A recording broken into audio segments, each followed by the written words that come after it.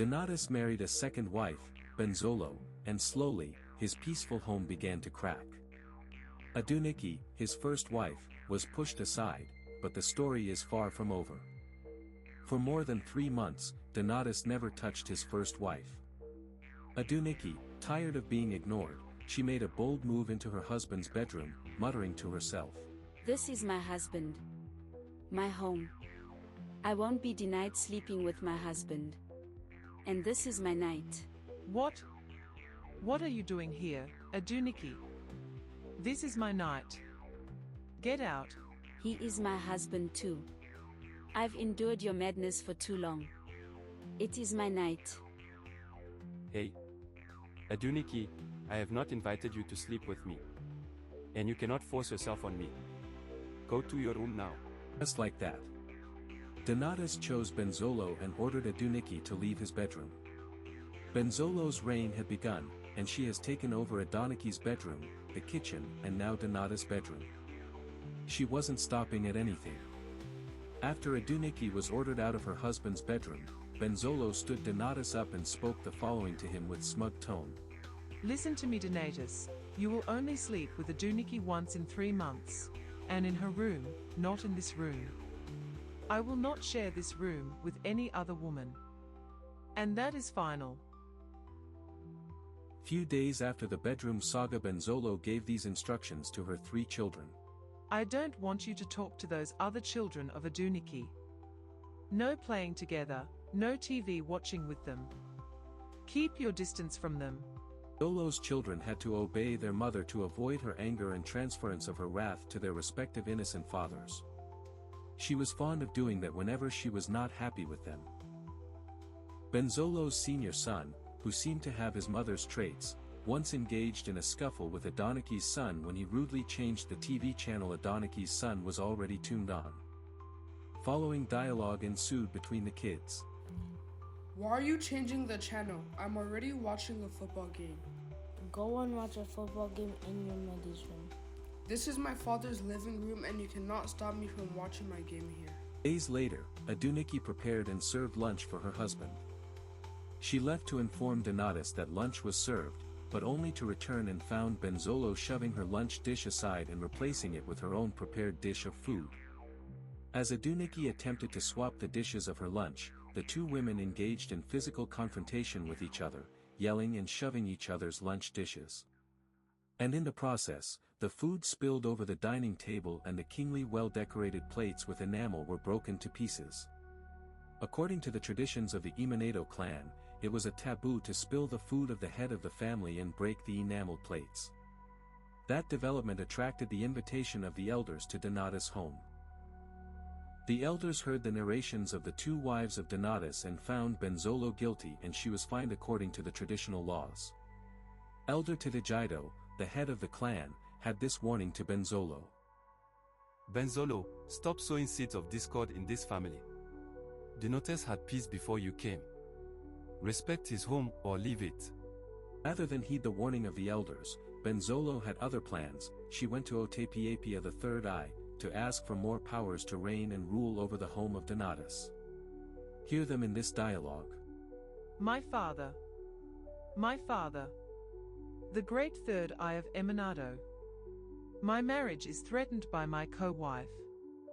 She is hindering my commands and claiming seniority. Don't worry, my daughter. Trust me, I will hit her where it hurts very hard. After her conquest in the day, she would find herself a victim in the night. Come back tomorrow to get a substance I will prepare for your victory. Thank you, my father. I will surely come back tomorrow. And the next day in the shrine of Otapiapia. Take this and put it in Donatus' food anytime he plans to sleep with Aduniki. You will see my power in action and have cause to celebrate your victory. Thank you very much, my father. I will come to thank you again about the result. Benzolo added Otapiapia's portion in Donatus's dinner on the night he was scheduled to sleep with Aduniki. Within a few minutes of hitting the pillow on Adoniki's bed, Donatus slept off like a baby.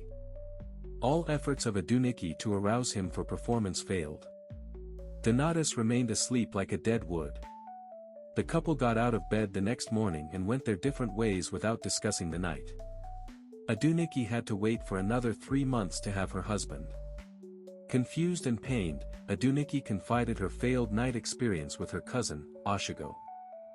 Both women suspected some foul play and Ashigo advised Aduniki to accompany her to see the pastor of her church. According to this dialogue, I have heard a discussion about a similar experience by a friend's friend. It was not by a mere coincidence. Some forces must be responsible. You have been married to Donatus for over 18 years without such experience. Shall I do now, my sister?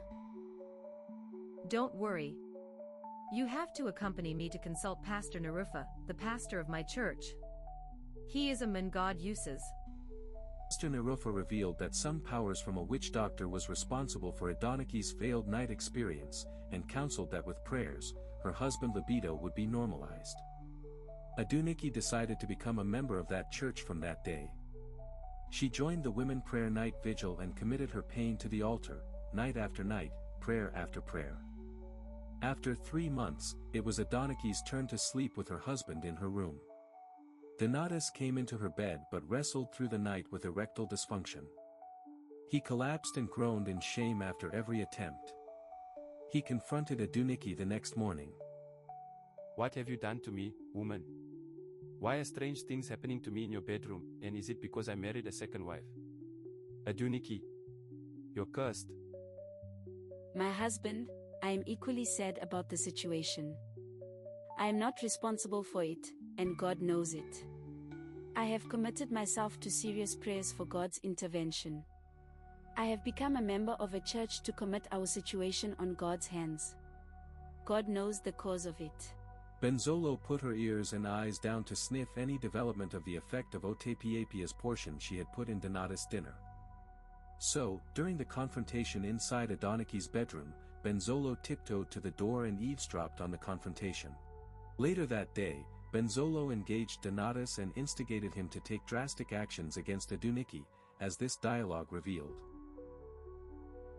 Sweetheart, I heard you yesterday yelling at your wife in her room. Hope there is nothing serious between both of you. There is, my darling. I have suffered terribly trying to sleep with her. My body became dead at every attempt. I know this happening because I married a second wife. Ha! Ha! Ha! This is very serious. She must be practicing some witchcraft to punish you. Please. You must do something before she extends her witchcraft powers to also affect me. Yes. I will report the issue to the elders of the family. The elders need to come and ask her what she has done to my body. A fortnight later, Donatus convened a meeting of the elders and summoned Aduniki to explain what she had done to his libido. Aduniki sobbed to claim her innocence and affirmed that she had never visited a witch doctor nor consulted anyone to harm her husband. The elders adjourned the meeting to another date, to enable them to consult their ancestral deity and find out the truth. They promised to reconvene after 7 days. Benzolo, scared that the ancestral deity might expose her, hurried to inform Otepiapia about the decision of the elders. Otepiapia advised Benzolo to go back to the magic bottle and command Donatus to send Aduniki packing before the elders reconvened. Benzolo did exactly as Otepiapia advised, and Donatus stormed into Adoniki's room the next day, and ordered her to go and live in his other house in the city with her children. He promised to care for their needs until the truth was uncovered. Hear him. Aduniki, we can no longer live under the same roof, and I don't want your witchcraft to cause me to lose my libido with my second wife. So, you have to move out from here with your children and live in my other bungalow at 10 Adoniji Crescent. I will take care of your needs until the truth is unraveled by the elders. Aduniki and her children moved out of the mansion she helped her husband to build, putting her faith in God for vindication of all she had been accused of. While Benzolo sought power in charms, Aduniki sought power in God. What happens when spiritual forces collide? Will Benzolo's reign hold? Or will Adoniki's quiet prayers bring down the storm? Watch out for the conclusion. Thank you viewers for watching part 2 of Decisions That Bite video. We need to weigh our decisions in life. Some can really bite. Please like, share, comment and subscribe for more true life stories. And watch out for the conclusive part next week.